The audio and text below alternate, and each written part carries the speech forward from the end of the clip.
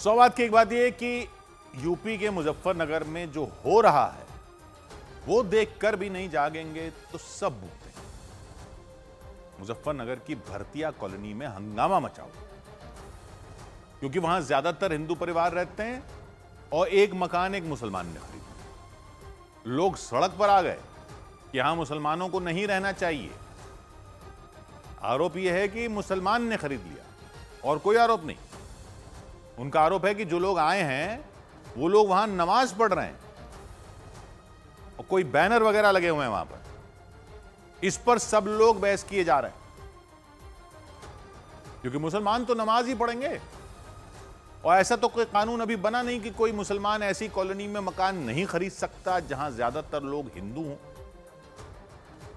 लेकिन इस सब के बीच कोई ये नहीं सुन रहा जो वो आदमी कह रहा है जिसका ये मकान पहले था।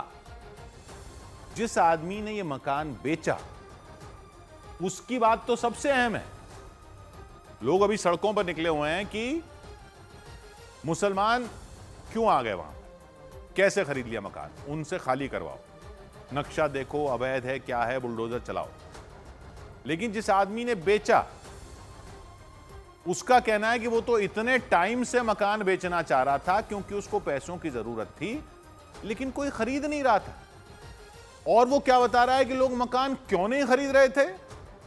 वो आदमी कह रहा है कि लोग उसका मकान इसलिए नहीं खरीद रहे थे क्योंकि वो कहते थे कि ये तो दलितों की कॉलोनी है, यहां कौन रहेगा। उसका कहना है कि इतने टाइम तक उसका मकान नहीं बिका, 5 साल तक उसका कहना है वो बेचने की कोशिश कर रहा था। उसका कहना है हजारों लोग आए, उसको पैसों की जरूरत थी लेकिन वो सब ये कह के चले गए कि यहां तो दलित रहते हैं। इतने टाइम तक मकान नहीं बिका क्योंकि लोग कहते थे कि यहां कौन लेगा, यहां तो दलित रहते हैं, वाल्मीकि रहते हैं।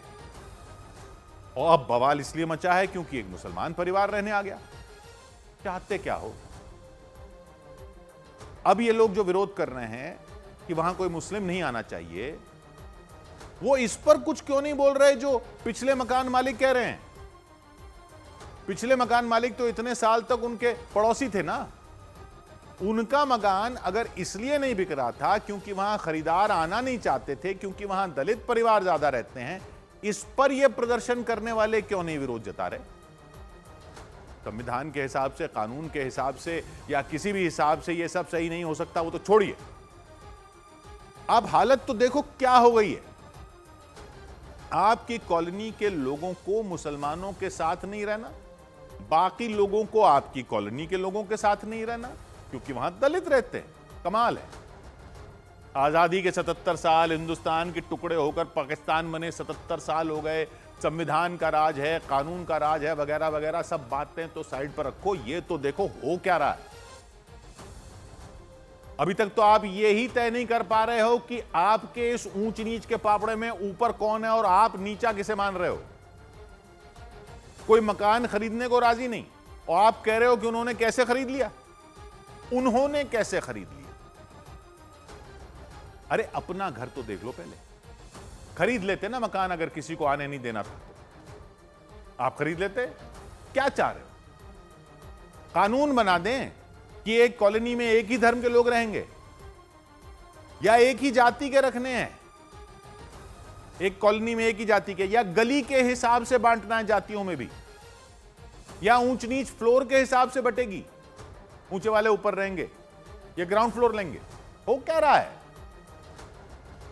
चुल्लू पर पानी ले लें हम सब, डूब न मरे उसमें। 100 बात की एक बात। न्यूज़ 18 इंडिया चौपाल, एक ऐसा मंच जहां जब जब बात निकलेगी तो सिर्फ दूर तक नहीं बल्कि दुनिया के कोने कोने में जाएगी। क्योंकि इस बार बात होगी भारत के वैश्विक महाशक्ति बनने के लक्ष्य पर। सरकार, समाज, सेलिब्रिटी और स्पोर्ट्स स्टार्स के साथ न्यूज़ 18 इंडिया चौपाल देखिए सिर्फ न्यूज़ 18 इंडिया पर।